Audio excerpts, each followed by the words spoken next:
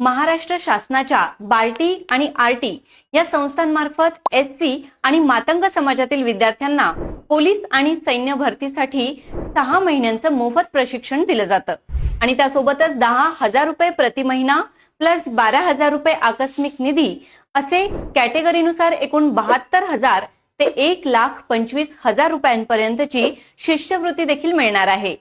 या मोफत प्रशिक्षणाचा लाभ एसटी कॅटेगरीतील विद्यार्थी बार्टी मार्फत आणि मातंग समाजातील विद्यार्थी आरटी मार्फत घेऊ शकतात। यासाठी वयोमर्यादा आहे 18 ते 34 वर्ष वयापर्यंत। शैक्षणिक मर्यादा आहे 12वी पास।